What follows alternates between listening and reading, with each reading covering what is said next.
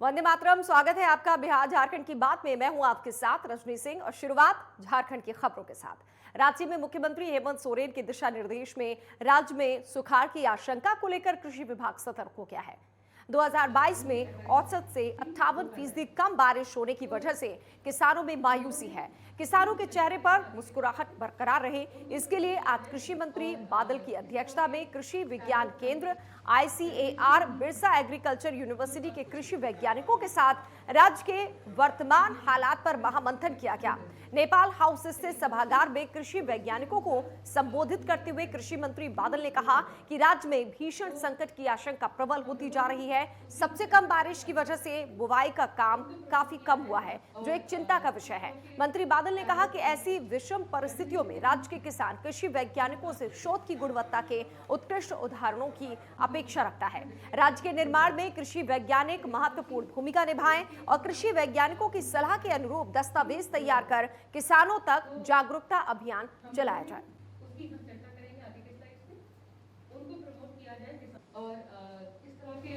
से निपटने के लिए कंटीजेंट एक्शन प्लान को लेकर,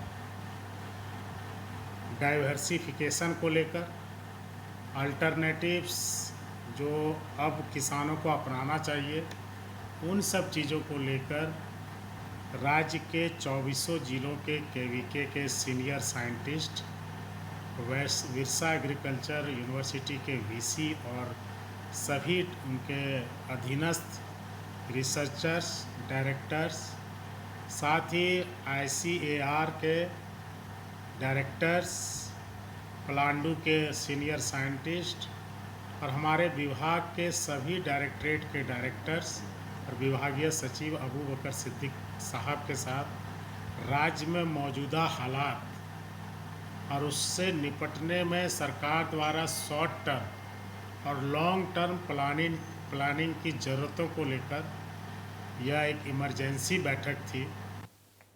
रांची के प्रोजेक्ट भवन में संघ लोक सेवा आयोग द्वारा आयोजित सिविल सर्विसेज एग्जाम 2021 में सफल हुए झारखंड राज्य के अभ्यर्थियों को मुख्यमंत्री हेमंत सोरेन ने सम्मानित करते हुए कहा कि राज्य के युवा वर्ग जो किसी भी प्रतियोगिता परीक्षाओं की तैयारी करना चाहते हैं, राज्य सरकार उनका सारथी बनेगी। राज्य में जल्द ही मुख्यमंत्री सारथी योजना की शुरुआत की जाएगी।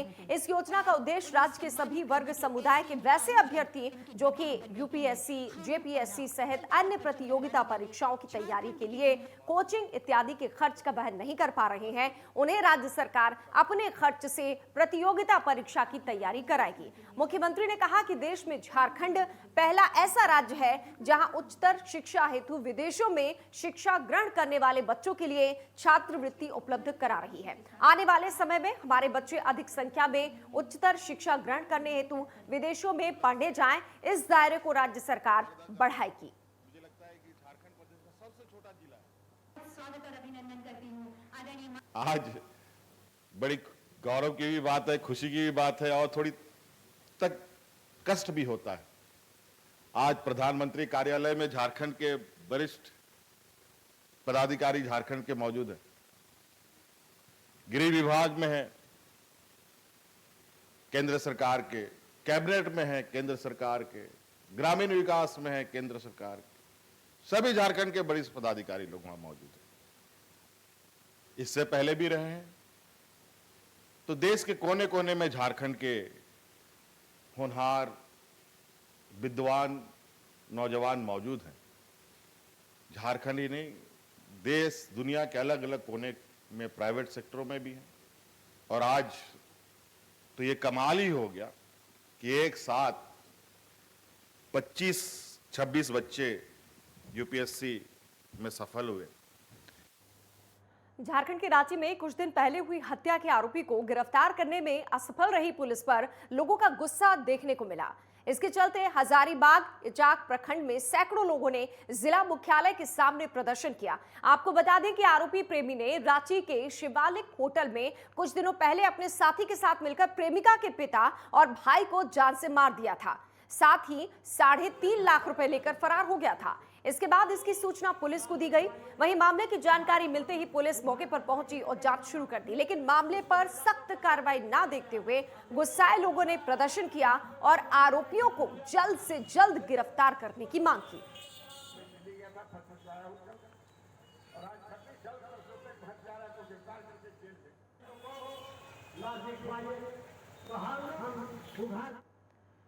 झारखंड के रामगढ़ जिले में कुछ जगहों पर जमीन के नीचे से मीथेन गैस के रिसाव ने लोगों में दहशत पैदा कर दी है।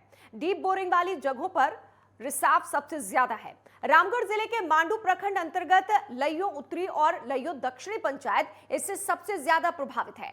इस इलाके में करीब 10,000 की आबादी है और लोग अनहोनी की आशंका से डरे हुए हैं। वहीं गैस के रिसाव से एक बड़े क्षेत्र में ग्रामीण खेती नहीं कर पा रहे हैं। गैस के प्रभाव वाले इलाके में मिट्टी की उर्वरक शक्ति भी प्रभावित हो रही है। ग्रामीणों का कहना है कि कई जगहों पर बोरिंग से 8 से 10 फीट पानी ऊपर की ओर निकल रहा है। इन स्थानों पर गैस रिसाव के कारण काफी तेज आवाजें भी आ रही हैं, जिससे जान के खतरे का डर है। इसके चलते ग्रामीणों ने प्रशासन से जल्द कार्रवाई करने की मांग की है।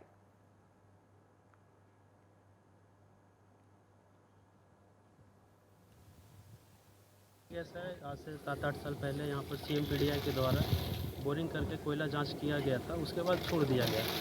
2-3 साल से कंटिन्यू यहाँ पर पानी निकल रहा है और लगातार कोई अगर सामने माचिस मार देता है तो वहाँ आग ही लग जाता है, जिससे भय बना रहता है। सामने में ट्रैक्टर से आप हल नहीं चला सकते, कहीं आग लग जाए। इसलिए ये सामने के जो खेत है इनको खेती से वंचित करके रखा गया है। खेती बाड़ी यहाँ सामने नहीं करता है। मीथेन गैस निकल रहा है। आग जब मन तब माचिस लगाने से आग लग जा रही है। इससे जानवर और या पानी जो जानवर पीते हैं उससे बीमार हो जा रहे हैं जानवर। और दुर्घटना का तो बहुत दिक्कत है। मान लीजिए यहाँ कोई आदमी आ जाए या के सामने जो मंजर ये पड़ा हुआ है मीथेन गैस के कारण में जो पानी जो निकल रहा है उसके साथ में वो 10 से 15 फीट ऊपर जो पानी ऊपर फेंक रहा है। इसके कारण अभी ये खुली खेत के जगह में है सर। और ये मतलब किसान यहाँ आने से डर रहे हैं। खेती कैसे करें, यहाँ जानवर कैसे हम लाएं, और खुद आने से डर रहे हैं। यहाँ बच्चे आसपास में गांव पड़ोस में मतलब गांव के लोग कुछ यहाँ आने से डर रहे हैं। सोनिया गांधी से ईडी की पूछताछ और राहुल को हिरासत में लिए जाने के मामले पर झारखंड कांग्रेस भी मुखर है। देवघर कांग्रेस के अध्यक्ष मुन्नम संजय ने कहा है कि भाजपा सरकार जब डरती है तो पुलिस को आगे करती है। उन्होंने कहा कि कांग्रेस महंगाई के खिलाफ सत्याग्रह कर रही थी, लेकिन हमारे नेता को अमानवीय तरीके से गिरफ्तार किया गया। उन्होंने कहा कि मोदी सरकार तानाशाह हो गई है। जब सरकार के पास कुछ करने को नहीं होता है तो ईडी CBI को आगे कर देती है। राहुल गांधी के खिलाफ में भारतीय राष्ट्रीय कांग्रेस की सत्याग्रह आंदोलन आज 26 तारीख को पूरे देश में शांतिपूर्ण की जा रही थी। और ऐसे में राहुल गांधी जी जो मार्च करते हुए सड़कों पर से उनको जिस तरह बेरहमी से उठाया गया है, गिरफ्तार किया गया है, यह अत्यंत ही कानून विरोधी है, संविधान विरोधी है। शांतिपूर्ण प्रदर्शन करने से, शांतिपूर्ण मोदी सरकार के खिलाफ करने से अगर इस तरह से हमारे नेताओं की गिरफ्तारी की जा रही है तो संविधान को कुचलने का प्रयास किया जा रहा है। 26 जुलाई भारतीय इतिहास के लिए महत्वपूर्ण दिन है, क्योंकि आज से ठीक 23 साल पहले वर्ष 1999 में भारतीय सेना ने पाकिस्तान को कारगिल की दुर्गम पहाड़ियों पर धूल चटा दी थी। बता दें कि कारगिल विजय दिवस पर वीर सैनिकों के सम्मान में भारतीय जनता पार्टी युवा मोर्चा रांची महानगर ने राजधानी रांची में पदयात्रा निकाली। यहां पदयात्रा विधायक CP सिंह के आवास से फिरियालाल चौक तक निकाली गई, जिसमें रांची विधायक CP सिंह, हटिया विधायक नवीन जायसवाल, उप महापौर संजीव विजयवर्गीय समेत सैकड़ों की संख्या में BJP युवा मोर्चा के कार्यकर्ता शामिल रहे।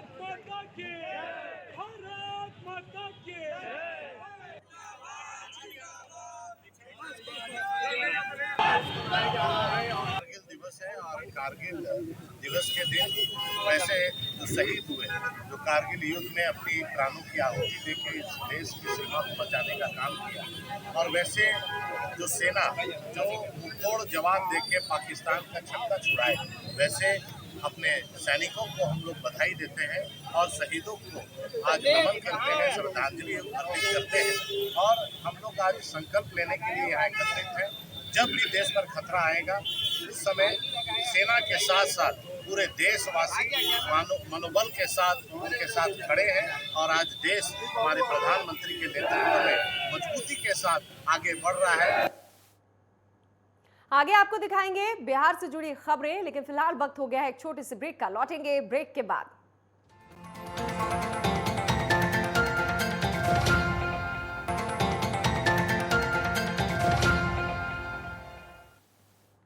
ब्रेक के बाद अब रुक करते हैं बिहार की खबरों का। बिहार के भागलपुर, बांका, खगड़िया, मुंगेर, नवगछिया में लगातार अपराधी वारदातों को अंजाम दे रहे हैं। इसके चलते पुलिस ने अपनी तत्परता दिखाते हुए शातिर अपराधियों को गिरफ्तार कर लिया है। साथ ही अपराधियों के पास से पुलिस ने लूटी हुई बाइक, मोबाइल्स और अवैध हथियार बरामद किए हैं। दरअसल ये सभी आरोपी लूट की वारदात में फरार चल रहे थे। वहीं law and order DSP Gaurav Kumar ने बताया कि इन सभी लूटकांड और छिनैती की घटनाओं में जितने भी अपराधी फरार हैं, सबको चिन्हित कर लिया है। वो सभी जल्द गिरफ्तार होंगे। वहीं उन्होंने प्रेस वार्ता में बताया कि इन अपराधियों से जितने भी लोगों ने बाइक खरीदी है, उन्हें भी टारगेट पर लिया जाएगा और उनसे भी पूछताछ की जाएगी।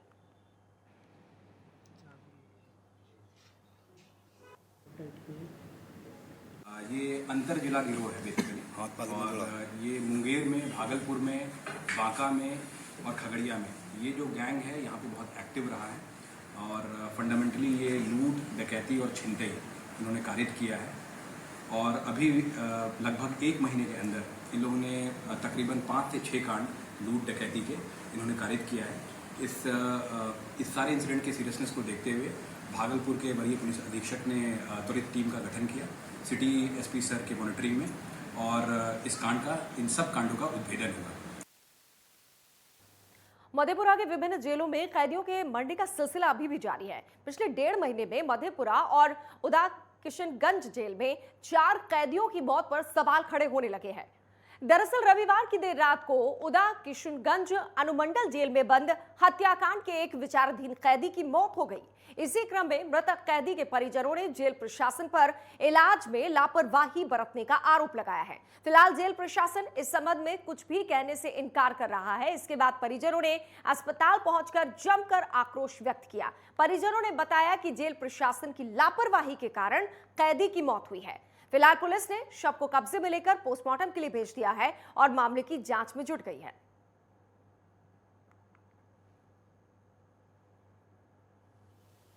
उसका माँ बाप भी नहीं जान रहा है कि यहाँ पे क्या हुआ, मेरा बेटा को क्या नहीं हुआ है। उसका माँ बाप अभी तक नहीं जान रहा। अगर जानता तो उसका माँ बाप यहाँ पे आता, सदर अस्पताल में बैठा रहता। उनका माँ बाप अभी तक नहीं आया। किसी को पता ही नहीं है कि साजन मंडल मरा है। वहाँ पे जानबूझ के प्रशासन सबटा मिल के मारा है। सबटा ये जानबूझ के मारा गया है। ये देखिए सर, इसका न्याय हम लोग को मिलना चाहिए। इसका कुछ न कुछ हम लोग को निकलना चाहिए, नहीं तो सर बहुत खराब हो जाएगा। ये जानबूझ के साजन मंडल पूरा सबस था, बिल्कुल सही था, तंदुरुस्त था। हम 19 तारीख को मिले हैं। हमको अगर उसका तबीयत खराब होता तो हमको बोल देता कि मेरा भाई तबीयत खराब है, मेरे को दवाई चाहिए, तो हम बाहर से दवाई ले आके देते। लेकिन नहीं बोला तो सर इसमें तो जानबूझ के प्रशासन ने मारा है इसको। कैमूर में आकाशीय बिजली गिरने से महिला सहित 4 लोगों की मौत होने की खबर सामने आई। इसी दौरान 4 लोगों की मौत होने से इलाके में हड़कंप मच गया। घटना की सूचना पुलिस को दी गई। खबर मिलते ही पुलिस ने घटनास्थल पर पहुंचकर शवों को कब्जे में लेकर पोस्टमार्टम के लिए भेज दिया है। घटना के मामले में पुलिस ने बताया है कि आपदा विभाग के तहत आकाशीय बिजली गिरने से मौत होने पर मृतक के आश्रित परिवार को 4 लाख रुपए का मुआवजा मिलने का प्रावधान है। पोस्टमार्टम के दौरान हुई भभुआ जिला परिषद सदस्य विकास सिंह ने जिला प्रशासन से मांग की है कि मृतक के आश्रितों को आपदा विभाग के तहत जो भी मुआवजा हो उसे तत्काल दिलाया जाए।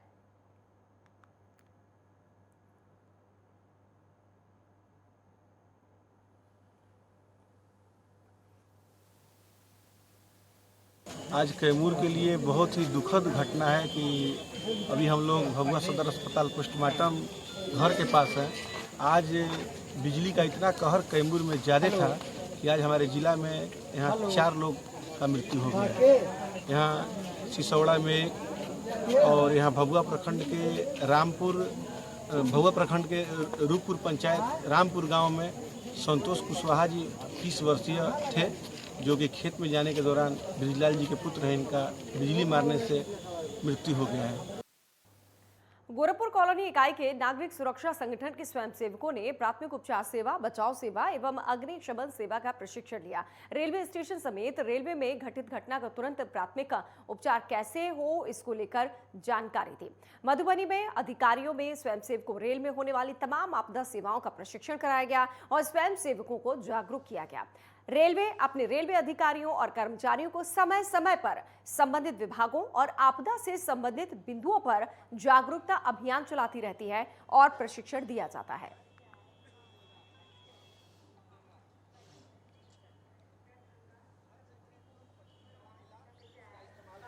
हम लोग पूर्वोत्तर रेलवे गोरखपुर से आए हुए हैं। सिविल डिफेंस की टीम है और हम लोग अगर रेल में कहीं दुर्घटना हो जाती है, कोई एक्सीडेंट हो जाता है, कोई कैजुअलिटी हो जाती है, कहीं आग लग जाता है, तो हम रेल की क्षति को कम से कम कैसे कर सकते हैं। और हमारे पास जो साधन उपलब्ध है तुरंत, मतलब हम लोग फर्स्ट एडर का काम करते हैं, जो साधन उपलब्ध है उसका इस्तेमाल कैसे, मरीजों को कैसे, घायलों को कैसे हम उनको उनकी जान की हिफाजत कर सकते हैं, इस चीज़ के संबंध में यहाँ पर प्रशिक्षण किया जा रहा है। रेल कर्मी को भी दिया जाता है और हम लोग ऐसे जगह देते हैं ताकि आम पब्लिक भी उपस्थित हो और उसका वो लाभ प्राप्त कर सके। नवगछिया अनुमंडल कारागार में मारडी के विचाराधीन बंदी के कथित संदेहास्पद मौत और साधुपुर गोलीकांड के विरोध में आजाद हिंद मोर्चा के बैनर तले विशाल धरना प्रदर्शन किया गया। प्रदर्शन का नेतृत्व आजाद हिंद मोर्चा के अध्यक्ष राजेंद्र यादव कर रहे थे। कार्यक्रम में साधुपुर और मरारडी के ग्रामीणों के अलावा कई समाज सेवियों और बुद्धिजीवियों की मौजूदगी देखी गई।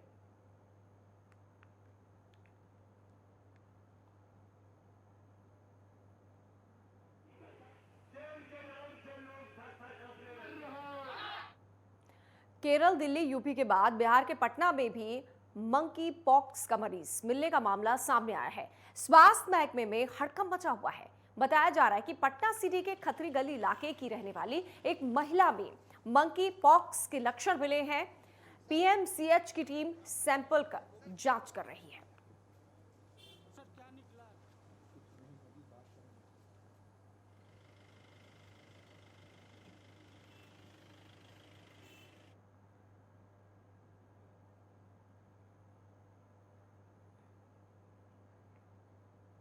सिद्धवलिया थाना क्षेत्र के रामपुर सबनाही गांव में गोली लगने से युवक गंभीर रूप से घायल हो गया।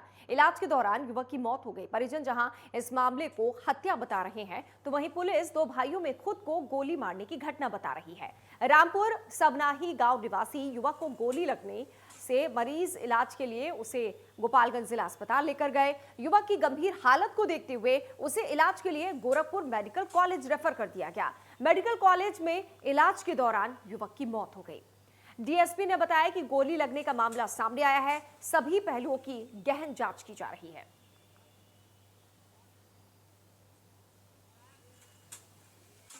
अध्यक्ष के द्वारा सूचित किया गया कि रामपुर सबनही गांव में एक 18 वर्षीय बालक रोहित कुमार, पिताजी का नाम वशिष्ठ ठाकुर, के गोली लगने से जख्मी होने की सूचना मिलने के बाद उनको सदर अस्पताल में भेजा गया। मामले की गंभीरता जो घाव है देखकर चिकित्सकों के द्वारा उनको गोरखपुर रेफर कर दिया गया है। आरा सासाराम स्टेट हाईवे पर तेतरिया मोड़ के पास सोमवार की शाम अज्ञात वाहन ने सड़क पर पार कर रहे एक दुकानदार को रौंद दिया। इस हादसे में युवक की मौत हो गई, जिसे आरा सदर अस्पताल लाया गया था इलाज के लिए, लेकिन युवक ने रास्ते में ही दम तोड़ दिया। घटना को लेकर लोगों के बीच अफरा तफरी का माहौल हो गया। जानकारी के अनुसार मृतक पवना थाना क्षेत्र के पवना गांव का निवासी था और पवना बाजार में गेहूं चावल की दुकान चलाता था।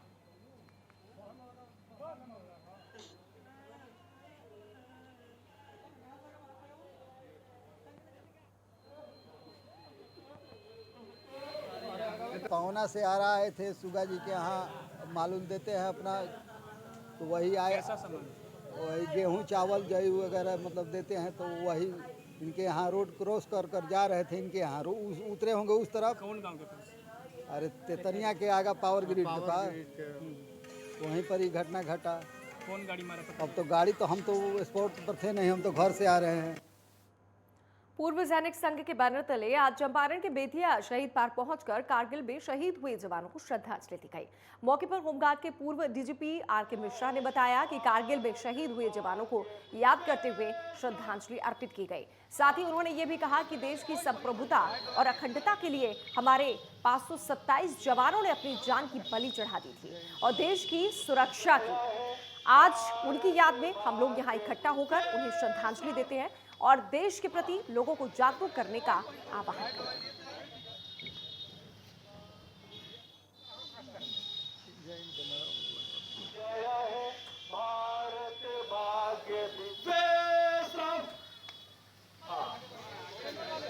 की रक्षा की है और आज के नवयुवकों को प्रेरणा दिया है कि हमें देश की एकता, अखंडता हमेशा बनाए रखने के लिए तत्पर रहना होगा। देश के सीमा पर हमारे सैनिक रक्षा करते हैं। देश के अंदर विभाजनकारी तत्वों ने जिस तरह से समाज को विभाजित करने का प्रयास किया है, उनके खिलाफ नौजवानों को एकजुट होना चाहिए और देश की एकता, अखंडता, उसके विभाजनकारी तत्वों को मुंहतोड़ जवाब देने के लिए तन मन धन से लगना चाहिए। तो बिहार झारखंड की बात में आज के लिए बस इतना ही। मुझे दीजिए इजाजत। जय हिंद।